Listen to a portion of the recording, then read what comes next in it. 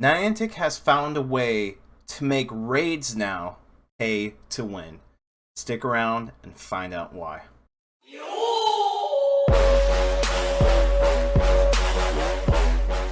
What's up, ladies and gentlemen? It's yours truly, Fitz. Hope you're having a fantastic day. Sorry I've been gone for a while. I had a little ear infection that put me down, gave me a fever for quite a few days, but I'm doing a lot better. We're good to go. Let's talk about why Niantic has finally figured out a way to make raids pay to win, because they already made PvP pay to win, let's be honest.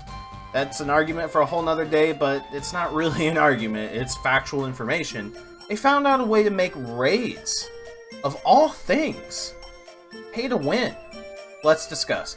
So you guys have probably already seen the information about Apex Shadow Lugia and Apex Shadow Ho-Oh coming to ticket holders for the Pokemon Go Tour, most specifically the Johto Tour. So this is quite interesting because we already have Shadow Pokemon, and now we're going to have Apex Shadows and Apex Purified forms. And what that basically does is also the debut of Sacred Fire for Ho, so that's fantastic within itself. But what's interesting is this doesn't affect trainer battles. These power boosts do not affect trainer battles, they affect raids. Hence, the pay-to-win aspect for raid battles. Because, let's be honest here, the number one thing you're trying to do when you're raiding is be absolutely as efficient as possible. Get in, get the damage done, get the rewards, catch the Pokemon, get out, rinse, repeat as quickly as you can, especially on like raid hours or days where you're going out with some friends and you're actually like, you know what, let's actually go out and farm some of these raids. Let's get the XL candies, let's get the Stardust, the XP, the rare candies, and maybe even a shiny depending on what you're looking for. So it is pivotal that you have really good Pokemon for raids to take them down. Now there is one thing that I know you guys are already thinking. Fitz City, raids are already pay to win. You have to use a lot of raid passes, i.e. money, if you are going to mass farm for raids. And that is true, but there are a lot of Pokemon that are already really good that you don't need to get in raids, like Metagross. We've had a ton of Metagross, like the community days, and plenty of chances to get candy and stuff with Beldum and whatnot. So Metagross, one of the best steel type Pokemon for raids. Charizard is actually really good, especially with the Mega out and a bunch of Mega Energy opportunities. There's no reason to have to farm Mega Energy as far as the raids go, but Niantic has handed out plenty of opportunities for free chances for Mega Energy. But Charizard's a good one. Venusaur isn't bad. Pokemon like Gyarados are actually really good, whether you use as a Dragon type, moves, or water type, and you can even use dark types for Mega and Gyarados to deal dark type damage as well.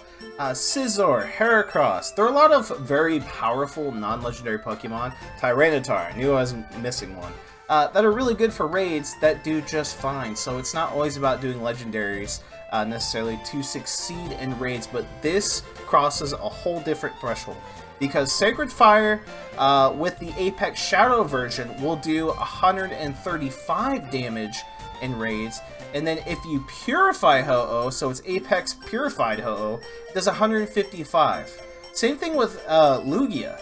Lugia, Aeroblast will do 200 damage now in a Shadow form, and 225 if you Purify it. So they are massive heavy hitters, making them better in the raid scenes. Now, here's the kicker, and one thing that's really interesting, just a little tidbit of information.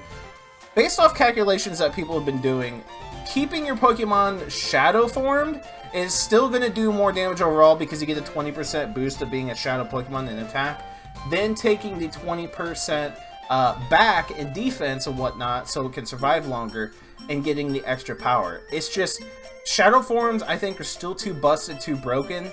I think Niantic really needs to either fix the Shadow forms and nerf them a little bit more, or being purified needs to be better than adding 20 damage to the move. One thing that I think is interesting is when you purify Lugia, it goes from 200 to 225. But for Ho-Oh, it goes from 135 to 155. I think this is supposed to be 160. There's either a mass inconsistency here, or Niantic did this on purpose without even realizing it. I don't know. This is off. This isn't consistent at all. But they are different moves, so I don't know how Niantic wants to do it, but it's not, it just doesn't look right. So why is this pay to win via raids? Well, you have to spend $12 and get the ticket just to get these Pokemon, because both people who are ticketed will be able to get both of these through research. So look, no, ticket holders will be able to obtain both of these. By progressing through the Masterwork research, trainers can encounter these legendary Pokemon Apex Shadow Ho-Oh and Apex Shadow Lugia, give off an Aurora never seen before. So this is ticket holders who complete this special research will unlock the Masterwork research line, which is designed to be completed over a long period of time. Now, is this something that free-to-play players will be able to get eventually?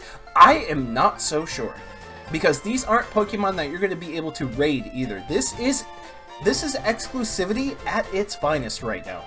Right now, this is exclusivity at its finest. So that's why it's like you're paying $12 to get these. Seriously. So it's amazing that they thought of this idea. It's just more crap to add into the game to make Pokemon even more powerful. First level 40, now level 50. Now Shadows, now Apex Shadows, and Apex Purification. It's ridiculous. Nothing as in like actually changing the way the raids work. No real game-changing mechanics in the game. No gym overhaul. Nothing that actually benefits the game has been added. We're just going to add even more powerful Pokemon into the game and hope people don't realize the other things that we have been neglecting. Now, one last thing I want to leave you guys with is the issue with the shiny Pokemon. The reason why I mentioned that is before anything that's happened currently or recently, I bought the gold version because I wanted shiny Spinarak, shiny Mantine, I wanted shiny Hoppip, and also more chances at shiny Ho-Oh. Shiny Igglybuff is nice, I need that still, and obviously shiny Slugma and shiny Hoot-Hoot. Why, as you guys already know, we had a Hoppip Community Day, but I bought my ticket before that announcement. We had an event for shiny Slugma, but I bought my ticket before that announcement. And then we had shiny Hoot-Hoot that came with the whole hat and stuff for New Year's, but afterwards, its shiny is released in the wild. I bought my ticket before that announcement. So a lot of people are finding issue with Niantic releasing the ticket sales so drastically early, and then releasing literally 9 shinies, new shinies, before the event even begins. So now instead of me being able to mass click on a bunch of Pokemon that I need shiny, it's, even though I don't have them, you're going to see my point here, even though I don't have them, I could have them. Or a lot of people probably do have them. A lot of people probably did get their shiny Hoot-Hoot family. A lot of people probably did get their shiny Slugma family. Obviously, I got my shiny Hoppip family. I'm not too upset about that, but at the same time, it still sucks. It devalues my ticket. And there's no way that there's people out there that haven't had their ticket devalued. Because Spinarak, I'm still clicking on it. If I get a shiny Spinarak before this, I don't have a lot to go off of. I don't have a lot of Pokemon to click on. And that's going to make the overall like feeling and excitement go down the toilet because I don't have as much to click on. I'm literally just going to be standing around and be like, can't click on that, can't click on that, can't click on that, because you don't want to click on things that you already have shinies of. It's a waste of time, and it's also a waste of shiny space. That's a shiny that you could have gotten that you needed shiny. So that's a little tip there. If you do not need the shinies, do not click on them. So silver version, this is where things get more interesting. So for me personally, I still need shiny Delibird. I would need shiny Phanpy, clearly. I still need shiny Sudowoodo, shiny Cleffa. I still need shiny Miltank. Like, even though Ho-Oh is my favorite Pokemon, and that's mainly why I chose the gold version, there were still a lot of shinies that weren't released when the ticket was released, but are released now that I could get before the event even begins. But as for the silver version, there's a lot of Pokemon that I can't get before the event starts. So again, like shiny Sudowoodo, I'm not going to get one before the event. Shiny Cleffa, I still need one of those too. Shiny Delibird, they're barely spawning. Miltank, they barely spawn during the Valentine's Day event. Phanpy, that's not going to happen until it gets released. So as you can see, for me personally, now looking up to the event, silver version is better for me than gold version. but none of the announcements were made for Niantic to release 9 shiny Pokemon before the event. I think Nick did a video saying there were like 17 unreleased shiny Pokemon, and then after all the events, now there was 9, so now there's only 8 shiny Pokemon that haven't been released yet. And I believe they actually have them on here, which is absolutely hilarious to me. They don't. Okay.